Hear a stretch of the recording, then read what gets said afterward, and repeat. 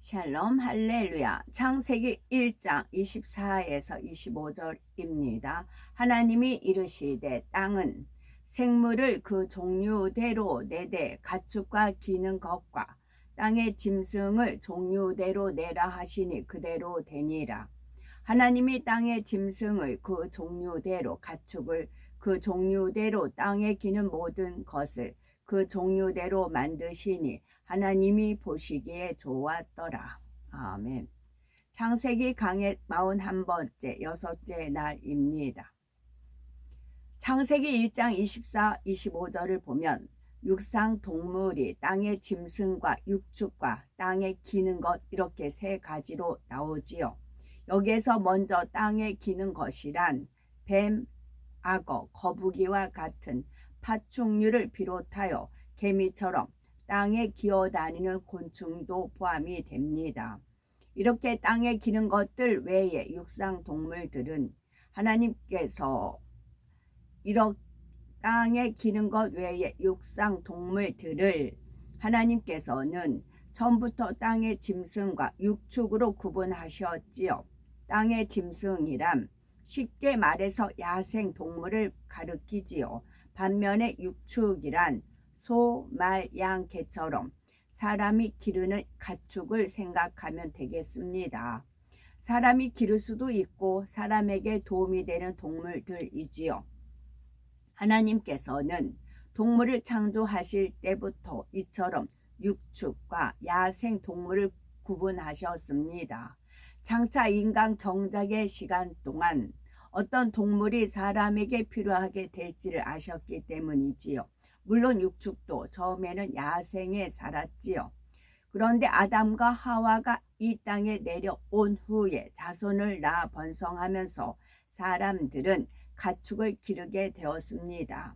처음엔 야생에서 사는 짐승을 잡아 길들여서 집에서 키웠지요. 그런데 사람이 모든 동물을 길들일 수 있는 것이 아닙니다. 쉽게 길들일 수 있는 것이 있는가 하면 좀처럼 길들여지지 않는 것도 있는 거지요. 예를 들어서 소, 말, 양, 개와 같은 동물들은 사람이 길들이기가 비교적 쉽습니다. 반면에 호랑이, 사자, 표범 같은 맹수들은 길들이기가 어렵지요. 전문 사육사나 조련사라 할지라도 맹수들은 매우 조심스럽게 대합니다. 물론 서커스 등 특별한 목적을 가지고 고도의 훈련을 통해 맹수를 길들인 경우가 있기는 합니다. 그렇다 해도 호랑이나 사자나 소나 개처럼 대대로 사람들과 함께 사는 육축이 될 수는 없지요. 하나님께서는 장차 사람들에게 도움이 되는 육축을 이처럼 처음부터 구분해서 창조하셨습니다. 아버지 하나님께서는 인간 경작을 위해 그렇게 섬세한 부분까지 고려하시며 창조 역사를 이루신 것이지요. 가축들은 사람에게 얼마나 유용합니까? 예를 들어서 교통수단이 활발하지 않은 시절에는 말을 타면 정말 빨리 이동할 수가 있었고, 또한 소는 고기로도 먹지만 무거운 짐을 나르는 운송수단이 되고 농사일에도 아주 많은 도움이 되었습니다. 다음으로 개는 어떻습니까? 다른 동물에 비해서 참 토요일 날 제가 이제 막 도착해서 여기 좀 공간이 있는데 서 있는데 옆에 뭐가 이렇게 자꾸 걸려요. 뭐지 보니까 유모차예요. 그래서 아기는 없는 것 같은데 아기가 없는데 왜 유모차가 있지? 그리고 다시 한번 봤어요. 그랬더니 뭐가 있어요 거기에?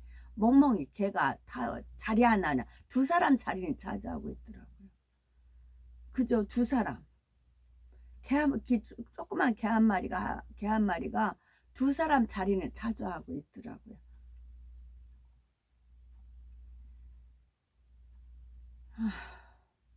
다른 동물에 비해 자기 주인을 따르는 성질이 유별나지요. 그래서 예로부터 사람과 가까이 지내며 다방면에서 도움을 줍니다. 이 밖에도 양, 염소, 당나귀 등 사람에게 유익을 주는 가축들이 있습니다. 이렇게 가축에 해당하는 동물들은 하나님께서 처음 만드실 때부터 야생 동물과는 다르게 만드셨다는 사실입니다. 내친 김에 제가 이제 카톡에서 올라오는 소리하고 이제 또 들은 소리를 종합을 해서 그 이제 김건땡 윤 대통령의 와이프가 뭐 이제 많이 비방도 하고 좋게도 하고 하니까 이세벨 0이다라는 뭐 그런 말들이 쭉 있어요. 카톡을 보니까 그냥 넘어갔어요. 그러다가 저는 이제 뉴스를 안 보니까 몰랐는데 누가 그래요. 아, 강아지 2마리 안고 와서 무슨 언제 명절 때인가 언제 인사를 했대요. 그 얘기를 또 들었어요. 이제 그랬어요. 그리고 나서 그걸 종합을 하니까 억측일 수도 있고 제 개인 그냥 여기저기 들은 얘기 그냥 짬뽕이에요. 그런데 아닌 것도 아니고 긴 것도 아니고 아닌 것도 아니고 아리송송한 말이에요. 국모예요. 국모가 강아지 2마리 끼고 어디 뭐 인사를 했대요. 그래가지고 너나 할 거 없이 여자들이 개를 너나 없이 데리고 다닌 이유가 알게 모르게 이게 물이 흐르는 거잖아요. 윗물이 이렇게 쭉쭉 흘러내는 거잖아요. 그러니까 개판이 된 거라고요. 그래서 개판. 이제 개판이 됐다 했는데 어느 순간에 어떤 게 만약에 이세벨이 0이든 아니든 간에 이세벨을 딱 떠올렸어요. 그럼 이세벨이 죽을 때 누가 개들이 다 핥았잖아요. 이세벨을. 그럼 만약에 이세벨이 이제 불교에서 말하는 환생은 아니지만 그 영을 타고났다고 하면 이세벨 0이다 어쩌다고 하니까 그러면 이세벨은 그 개들을 굉장히 귀하게 여겨요. 한 번 당했기 때문에 귀하게 여겨요. 개들을 오히려 그렇게 돼요. 사단이 역사를 하는 것도 그렇고 이제 영화라든가 책이라든가 또 배역도 그래요.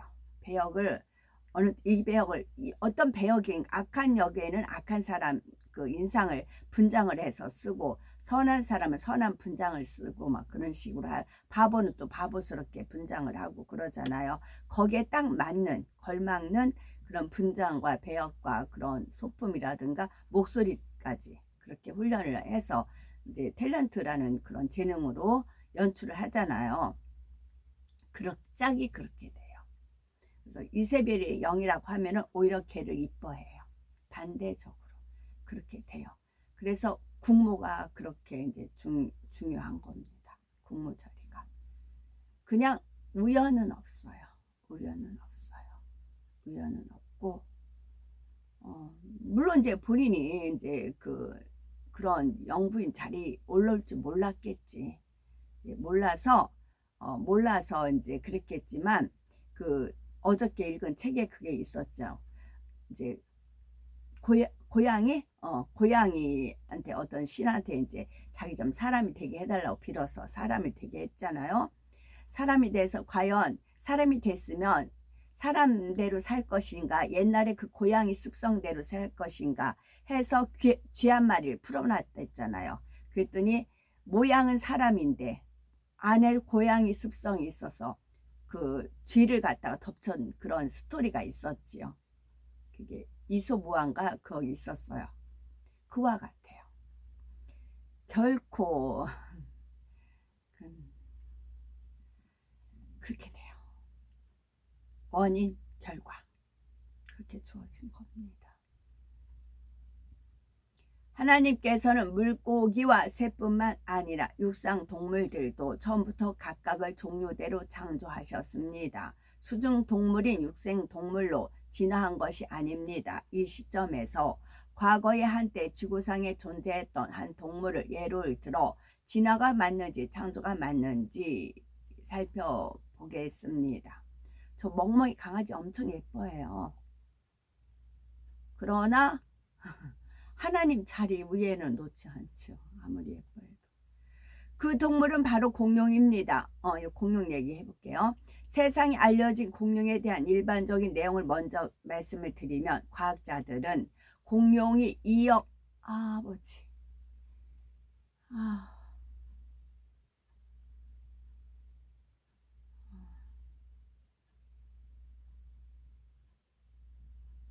과학자들은 공룡이 2억 3천만 년 전부터 6,500만 년 전까지 약 1억 6천만 년간 지구에 살았다고 합니다. 물론 이 기간 동안에 공룡은 계속해서 진화했다고 하고, 공룡은 학문적 분류상 확실한 것만 670속에 이른다 하지요. 속 안에서 또 여러 종류로 나뉘므로 실제로는 670종이 훨씬 넘는 공룡이 있었습니다. 공룡은 현존하는 동물이 아니므로 공룡에 관한 연구는 거의 100% 화석에 의존할 수밖에 없지요. 그런데 공룡학자들이 화석을 근거로 공룡의 진화를 설명하는 데는 여러 가지 문제점이 있습니다. 첫째 문제점은 현재 이름이 알려진 공룡 중 약 20%만이 완전한 골격을 갖췄다는 것이지요. 다시 말하면 대부분의 공룡은 뼈 화석을 제대로 갖추지도 못한 채 이름이 붙여졌다는 말이지요. 공룡을 가지고 진화를 설명하려면 신체 각 부분의 미세한 변화를 보여주는 진화 중간 단계의 화석이 많이 있어야 합니다. 그런데 중간 단계의 화석은 고사하고 골격을 제대로 갖추지 못한 공룡 화석이 대부분이지요. 이는 진화론자들이 말로는 공룡이 진화했다는 주장이지만 뒷받침할 증거는 갖고 있지 않다는 뜻입니다. 둘째 문제점은 공룡 화석의 약 75%가 여러 개 국가에 집중되어 있다는 거지요. 바로 캐나다, 미국, 아르헨티나, 몽골, 중국, 영국이지요. 공룡 화석은 전 세계에 퍼져 있으면서도 이 6개 나라 지역에 집중되어 있습니다. 유럽에만, 또한 아시아에만 있는 것이 아니라 세계 곳곳에 퍼져 있지만 특정 지역에 밀집되어 있다는 의미입니다. 이러한 양상 역시 진화론과 대치되지요. 공룡이 진화되었다면 구태여 특정 지역에 모여서 살 필요가 없습니다. 더욱이 학자들은 공룡이 번성하여 살았던 시기에는 전 세계적으로 열대 우림과 같은 날씨가 상당 기간 지속되었다고 하지요. 만일 그렇다면 공룡은 더더욱 모여 살 리가 없는 것입니다. 왜냐하면 어디나 기후 환경이 비슷하므로 먹이 경쟁자에게 가까이 있는 것보다는 좀 더 멀리 떨어지는 것이 낫기 때문이지요. 참고로 공룡과 호랑이의 세력권을 먹이량으로 기준을 해서 비교해 보면 현재 지구상에는 호랑이가 많이 살고 있는 세 지역의 평균 세력권과 먹이량을 계산해 보았습니다. 네팔 치트완 지방, 인도네시아 스마트라 섬, 러시아 연해주의 하비롭스크, 그 결과 422제곱킬로미터당 422제곱킬로미터는 1억 2765만 5천 평입니다. 수컷 1마리와 암컷 3마리, 총 4마리의 호랑이가 살 수가 있습니다. 그리고 호랑이 평균 몸무게는 200kg이며 한 마리의 하루 먹이 섭취량은 채소로 잡아도 약 10kg 정도였지요. 초식동물인 코끼리의 경우 평균 몸무게가 5톤이며 일일 채소 먹이 섭취량이 185kg라고 합니다. 초식동물이나 육식동물이나 자기 체중의 3에서 5% 달하는 먹이를 매일 먹어야 하는 것이지요. 따라서 현재 지구상 세 곳에서는 평균적으로 몸무게 200kg의 호랑이 한 마리가 105제곱킬로미터, 약 3,180만 평의 세력권 안에서 매일 10kg의 먹이를 먹으며 살고 있지요. 이것을 기준으로 공룡의 세력권과 먹이량을 계산해 보면 호랑이 평균 무게의 100배인 20톤 무게의 공룡 한 마리가 살려면은 매일 1톤의 먹이가 필요합니다. 그러려면 호랑이 한 마리가 사는 평균 영역보다 100배 넓은 지역, 즉 1만 500제곱킬로미터가 필요하지요. 우리나라 남한 면적은 99,373제곱킬로미터입니다. 따라서 만일 20톤 무게의 공룡이라면 남한 면적에서는 겨우 9마리만 살 수 있다는 계산이 나옵니다. 그런데 공룡 중 브라키오사우루스는 무게가 80톤에 달한다고 하지요. 이런 공룡이라면 남한 면적 안에서 겨우 2마리밖에 살 수가 없습니다.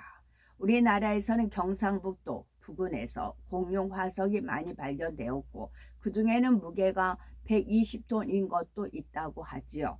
한편 공룡이 살아갈 면적이 충분하다 해도 그 안에서 매일같이 필요한 먹이를 계속 공급받을 수 있어야만 합니다. 공룡학자들은 공룡 시대의 지구 환경이 현재보다 많은 먹이를 얻을 수 있는 좋은 환경이었다고 말하지요. 이것을 감안하여 지금보다 100배는 더 많은 먹이를 얻을 수 있었다고 가정한다 해도 서울시 면적에서 20톤 중량의 공룡이 6마리 정도만 생존할 수 있는 겁니다. 80톤 중량의 공룡이라면 서울시 면적 내에서 2마리도 살 수 없지요. 지금까지 발견된 공룡 화석들은 특정 지역에 밀집되어 있었습니다. 예를 들어서 캐나다 엘버타 주에서는 다른 여러 종류의 공룡 화석과 함께 새끼부터 성체까지 다양한 크기를 갖는 300마리의 단일 종류 공룡 화석이 산출되기도 했지요. 또한 미국 몬태나주 공룡 일산 지역에서도 엄청난 양의 공룡 화석이 발견되었습니다. 그 중에서 어떤 한 종류의 공룡 화석은 2km 이내에 약 1만 개나 발견되기도 하였지요. 공룡들은 왜 이렇게 한데 모여 있었을까요? 공룡이 학자들의 주장처럼 1억 6천만 년 동안 지구에 살았다면 그 많은 먹이를 어떻게 구했을까요? 공룡들도 먹이 경쟁을 피하기 위해서는 서로 멀리 떨어져야 함을 본능적으로 알 겁니다. 여기서 또 한 가지 짚고 넘어가야 할 것은 과학자들이 사용하는 절대 연대 측정 방법과 과연 맞는가 하는 것이지요. 절대 연대 측정이란 어떤 물체가 얼마나 오래된 것인지를 측정하는 방법이지요.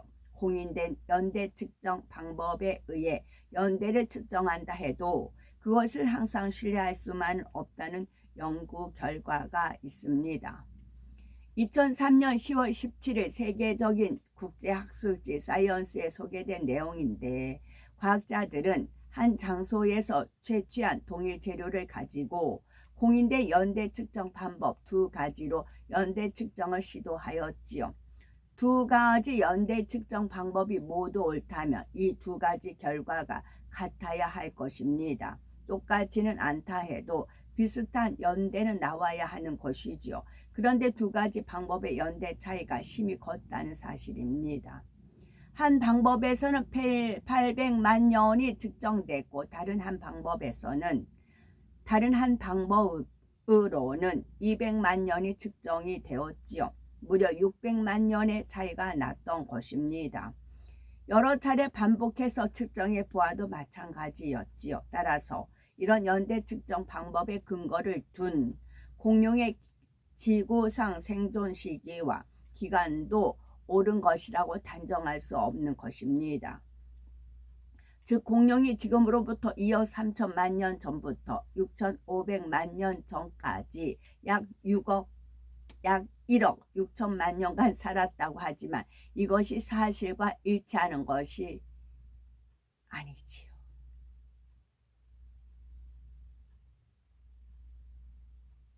한편 학자들은 6,500만 년 전에 공룡이 일시에 멸종했다고 합니다. 공룡의 멸종 시점이 정확치는 않아도 한 시점에서 갑자기 멸종된 것은 사실입니다. 그렇다면 공룡은 지구에서 얼마나 살았으며 왜 갑자기 멸종됐을까요? 하나님께서 여섯째 날에 창조하신 동물 중에는 땅에 기는 종류가 있습니다. 거북이와 같은 파충류와 개미처럼 땅을 기어다니는 곤충이 이에 해당하지요. 이처럼 땅에 기는 동물 중에는 개미에 대해서 말씀드리면 과학자들이 개미의 생태를 연구한 결과 흥미로운 사실을 알게 되었다지요. 개미는 여름이나 겨울이나 하는 시기에 따라서 먹이의 채집량이 달라집니다. 필요한 영양분에 따라서도 먹잇감의 종류가 달라진다지요. 예를 들어서 한창 성장 중인 애벌레들이 많을 때는 그 애벌레들에게 필요한 영양분인 단백질이 많이 든 먹잇감을 구해왔습니다. 그리고 성숙한 일개미가 많을 때는 열량 공급원인 탄수화물이 많은 먹잇감을 주로 구해왔다는 것이지요. 마치 개미들이 모여서 회의를 하고 그 결과에 따라서 먹이를 구해오는 것처럼 보일 정도였던 것입니다. 공동체의 필요를 위해서 전체가 함께 일하는 개미들의 생존 방식을 진화론자는 어떻게 설명할 수가 있을까요? 한편 개미 중에는 농사를 지어서 식량을 준비하는 종류도 있습니다. 가위 개미 혹은 일꾼 개미라고 불리는 이 개미는 나뭇잎을 잘게 잘라서 개미굴로 가져다가 차곡차곡 쌓지요. 그러면 그곳에서 버섯이 자라고 그 버섯을 식량으로 이용하는 것입니다. 학자들은 이러한 개미의 농사 역사는 1천만 년이 됐다고 말하지요. 개미들이 사람보다 먼저 버섯을 재배해서 먹었다는 것입니다. 개미는 그렇게 하면 버섯이 자란다는 것을 어떻게 알았을까요? 개미가 스스로 터득한 것이 아니라 창조주 하나님께서 그런 본능을 개미에게 부여해 주신 것입니다.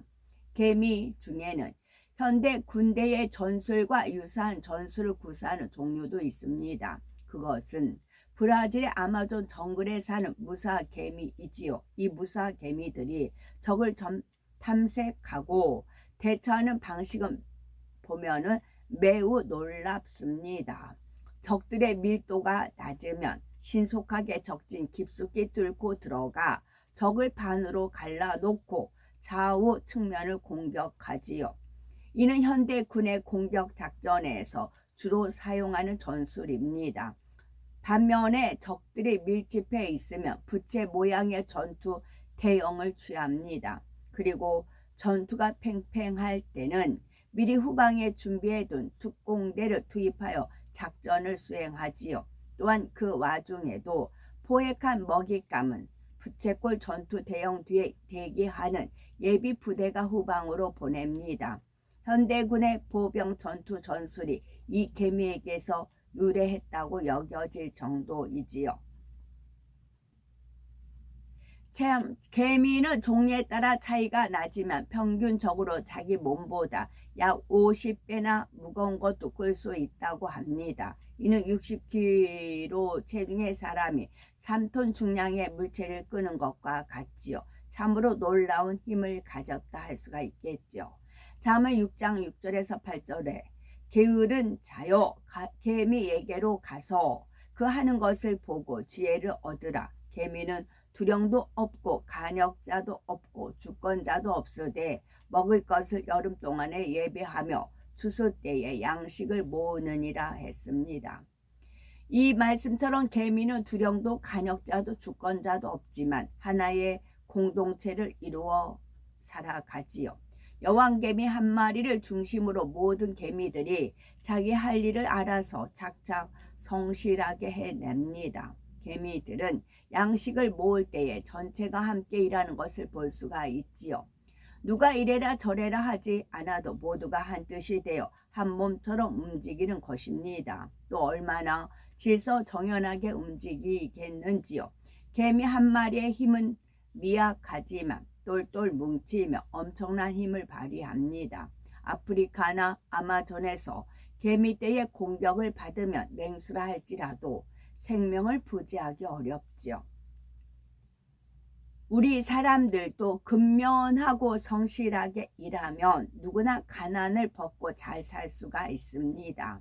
설령 노동일을 한다 해도 성실하게 일하면서 적은 금액이라도 꾸준히 저축하는 사람은 가난에서 벗어날 수가 있지요. 더구나 이런 사람이 하나님을 믿고 의지한다면 자신이 쌓은 것보다 더 많은 것을 얻게 됩니다. 주변 사람의 신뢰를 얻고 인정을 받게 되어 무슨 일을 하든지 형통케 되는 것입니다. 그런데 많은 사람들이 개미처럼 정직하게 소득을 얻으려 하지 않고 욕심을 부리지요. 정도에 벗어난 길로 행하다가 결국 큰 어려움을 당하는 일이 많습니다. 세상에는 편법을 쓰고 불법을 행하면서도 잘 되는 것처럼 보이는 사람이 간혹 있지요. 그렇다 해도 하나님의 자녀들은 하나님의 말씀을 의지하여 흔들림이 없이 정도의 길을 걸어야 합니다. 시편 37편 1절에서 4절에 보면 행악자를 인하여 불평하여 하지 말며 불의를 행하는 자를 투기하지 말지어다. 저희는 풀과 같이 속히 뱀을 볼 것이며 푸른 채소같이 세잔할 것이미로다. 여호와를 의뢰하여 선을 행하라. 땅에 거하여 그의 성실로 식물을 삼을지어다. 또 여호와를 기뻐하라. 저가 네 마음의 소원을 이루어 주시리라. 우리한테 마음의 소원을 두고 행하시는 분이 여호와 하나님이시잖아요. 그래서 여호와 하나님을 기뻐하며 마음의 소원을 이루어 주십니다. 이 말씀을 86이에요. 86. 6쪽은 제가 86년에 결혼해서 20년 살던 사람으로 이 말씀으로 승리를 했어요. 제가. 그리고 86세로 죽은 사람이 있죠. 거의 이제 떨어져 나갔고요. 지금 현재 교도 범계 2번인가 다 86번인 사람이 있어요. 자, 우리가 행악자로 인해서 불평하지 말고 불의 행한 자를 투기하지 말라 이 말씀이 있어요. 그리고 저희는 풀과 같이 속히 뱀을 볼 것이요 푸른 채소같이 세잔할 것입니다. 여호와를 의뢰하여 선을 행하라. 땅에 거하여 우리 현재 땅에 거하여 그의 성실로 식물을 삼을지어다. 또 여호와를 기뻐하라. 마지막에 뭐예요? 여호와를 기뻐하라고요. 저가 네 마음의 소원을 이루어. 우리가 각자 소원이 잘 먹고 잘 싸고가 아니에요. 우리한테 마음의 소원을 두고 행하게 하시는 분은 여호와 하나님이에요. 하나님의 뜻을 이루기 위해서예요. 근데 하나님이 욕심쟁이라 꿀꺽 하나님만 취하신 게 아니라 그 영광을 우리한테 천국에 가면 돌려주세요. 이 땅에서 영광을 받으면 없어요. 원수막이 사단 것이 돼버려요. 이 땅의 임금이 원수막이 사단이기 때문에요. 그래서 아버지 하나님 믿으면 저축을 해놓으신다고요. 우리가 영광 돌리는 만큼 저축을 해놓으세요. 그래서 우리가 천국에 가면 이루 말할 수 없는 영광으로 되돌려 주시는 겁니다. 이 말씀 왜 그러냐면 제가 이제 이거 카톡 다 하고 종전 걸 좀 몇 편을 올릴게요. 제가 똑같이 했다고 했어요. 광화문하고 여기하고 똑같이 이제 국회의사당하고 똑같이 행동을 합니다. 그래서 행악자로 인해서 불평할 거 없고 불의를 행하는 자를 투기할 거 없어요. 하나님이 하세요. 하나님. 그러면 이제 지금 벌써 반응들이 제가 이제 몇 분 계속 꾸준히 듣는 사람들 입술에 고백들이 이제 믿음의 고백들이 상 고백들이 나옵니다. 하나님께 영광 돌리는 게 나와요. 그러면 저는 변함이 없어요. 저는 변함이 없고 변함이 없기 때문에 왜냐하면 제 거가 아니고 하나님이 주시는 거기 때문에 하나님에 대한 믿음, 하나님에 대한 신뢰는 제가 정말 열심히 붙여쳐 가고 있으니까요. 그러면 똑같이 해요. 똑같은 장이고 똑같이 해요. 누가 불안해하고 누가 힘들어하고 누가 샘 부리고 누가 욕심 부릴까요? 벌써 그 증상이 나타나고 있어요. 제가 그 파란완장이란 말을 했었잖아요. 이번 갔더니 파란완장인지 하고 주황색으로 바뀌었어요. 적색으로 쫙 전부 다. 내가 돈도 많네. 그랬어요. 전부 다. 그리고 거기에 명찰 번이 헌금이에요. 헌금이란 명찰 딱 차고 다녀요. 돈도 많네. 저 사람들 다 저 옷을 입히니. 그랬더니 적자. 이제 파랑이 아니고 적이에요. 적이라는 거네. 그랬어요. 그렇게 풀어요. 적은 푸름이 아니고 적자로 바뀌었어. 적이라는 거네. 그렇게 돼요. 우리는 하나님 말씀대로 가면 돼요. 그러면 저절로 이게 드러나고 어둠이 저절로 꼬꾸라진다고요.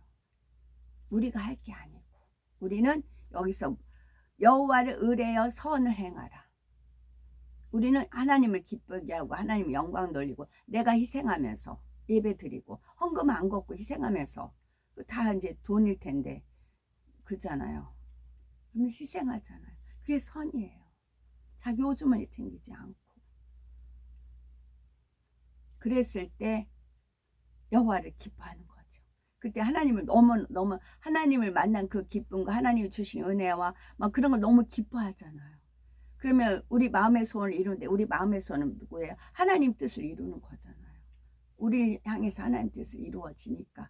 근데 행악자로 인해서 불평하지 말고 불의를 행하자 투기하지 말면 우리는 선을 하면 상대가 우리를 불평하고 상대가 우리를 투기한다고요. 근데 우리는 그것을 이제 믿음의 방패로 이기잖아요. 그럼 지네들이 이제 부메랑 같이 자기들한테 돌아가는 겁니다. 이게 하나님 법이에요. 이게 진리고요. 그것을 이제 좀 이제 깨달아 주셨는데 말씀으로 이제 다시 조명을 해주는 겁니다. 우리는 우리대로 믿음의 방패를 가지고 하나님을 영화롭게 하고 하나님을 찬양하고 하늘을 우러러보고 영광 돌리면 되는 겁니다. 거기에다 하나님 이제 기사를 나타내 주시는 것이고요. 똑같았어요. 광화문하고 제가 활동했던 거 제가 몇 분 올릴게요. 똑같았어요. 뭔 차이일까요? 영광을 왕서방이 챙기느냐 하나님 앞에 영광을 돌리느냐 그 차이예요. 원수마귀 사단과 돈을 사랑함이냐 하나님을 영화롭게 하느냐 그 차이인 거예요. 그거를 우리가 눈으로 목격을 하는 거지요. 벌써 불안해하고 있어요. 발악을 한다고요. 알거든. 맛을 봤거든. 그러니까 벌써 파란 쪽들을 주황색으로 다 전부 다 바뀌고 4사람이 주변에 있었는데 딱 연세 든 사람 한 사람만 세웠더라고요. 왜요? 그런 낌새 못 챌까 봐요. 하나님 수라고요. 저는 이거를 삶 속에서 이 게임이라고 할게요. 이 게임을 해서 승리를 했다고요. 내가? 아니요. 하나님께서요. 저는 그리고 하나님께서는 행하자의 날 불평하지 말 불의를 행하자 투기하지 말 이 말씀을 주셨어요. 이 말씀을 가지고 승리해서 나갔더니 승리가 됐어요. 저는 순정고를 올렸던 사람이기 때문에 아는 거죠. 벌써 이제 나타난다고요. 그러니까 우리는 관여할 거 없어요. 배나라 뭐 판나라 뭐라고 할 거 없이 우리는 우리대로 예배 드리시면 돼요. 더 신나게 생명 다해서 예배 드리면 돼요.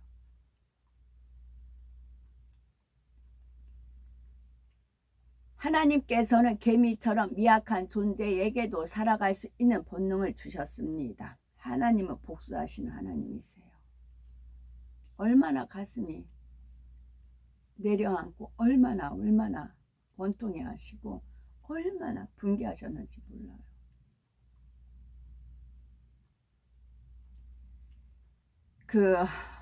이제 물품이 엄청 그쪽 이제 사랑 거기로 물품이 엄청 많이 들어오잖아요. 핫팩이 어마어마하게 들어왔나 봐요. 핫팩이 엄청 이제 들어왔어요. 이제 겨울은 갔어요. 그때가 여름이었나 봄 여름이었나 봐요. 그래서 어떤 분이 이제 뭐 이렇게 가셔서 저도 같이 가봤어요. 그랬더니 핫팩이 어마어마하게 많이 쌓였는데 그게 이제 뭐 이제 눈도 맞고 비도 맞고 하니까 이제 박스가 물에 젖어가지고 이렇게 내용물이 밖으로 삐져나온 거예요. 근데 어떤 사람이 여자분이 그 핫팩을 다 수건으로 닦고 있는 거예요. 그러면서 이제 우리 이제 어떤 분하고 저 둘이 쳐다봤어요. 그랬더니 이제 이게 비가 맞아가지고 그래서 이게 누가 손부는 사람이 없어서 치우고 있다 그런 것도 봤고 한 번은 신문이 엄청 쌓여 있어요.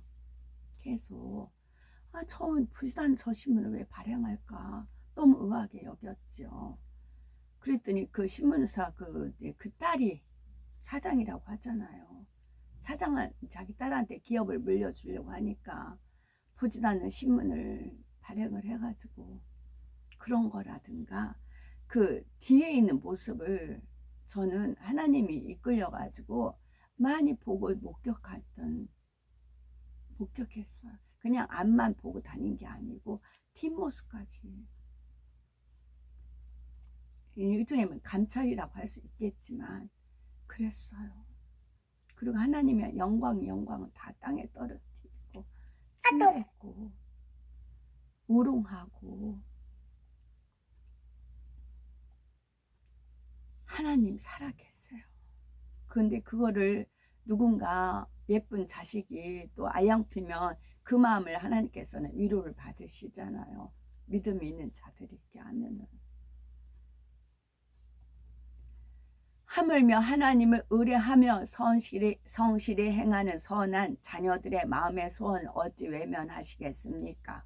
억울한 누명을 쓰고 감옥에 갇혔던 요셉도 하나님을 의뢰하며 성실하게 행하니 하나님께서 그의 범사를 형통케 해주셨지요.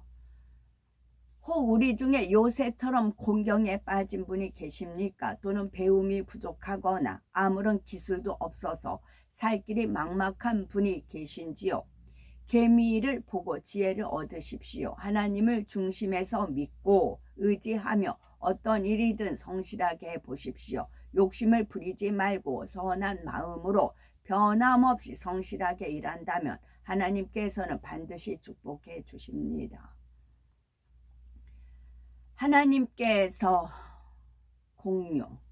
하나님께서는 창조 6째 날 먼저 육축과 야생 동물과 땅에 기는 것을 종류대로 만드셨지요. 25절을 보니 그 만드신 것이 하나님이 보시기에 좋았더라 했습니다. 6째 날 육상 동물이 창조됨으로써 마침내 인간 경작에 필요한 환경이 모두 조성되었지요. 그러므로 하나님이 보시기에 그 모든 곳이 좋으셨던 것입니다. 이때의 아버지 하나님의 마음을 비유적으로 표현해 보겠습니다. 신혼부부가 첫 아이를 잉태하면 아이가 태어나기 전에 이미 아이를 위해서 많은 것을 준비하시지요. 아이의 옷과 이불, 장난감 등을 예쁘게 좋은 것으로 준비해 놓고 그것만 보고도 설레며 좋아합니다. 아버지 하나님께서도 참 자녀를 얻기 위한 인간 경작의 도전을 댈 지구에 모든 환경이 조성된 것을 보시고 그처럼 마음이 좋으셨던 것입니다. 우리 아버지 하나님께서는 이처럼 설렘과 기대 속에 사람을 창조하셨지요. 그리고 참 자녀를 얻으시기까지 소망 가운데 오래 참으셨습니다. 누가 참 자녀가 될 수 있겠습니까? 우리는 말씀을 통해서 창조의 근본 역사까지 알게 되신 우리가 바로 아버지 하나님의 참 자녀가 되어야 되겠고, 정녕 많은 분들이 아버지 하나님의 기쁨이 되는 열매들이 되셔야 되겠습니다. 아멘. 샬롬.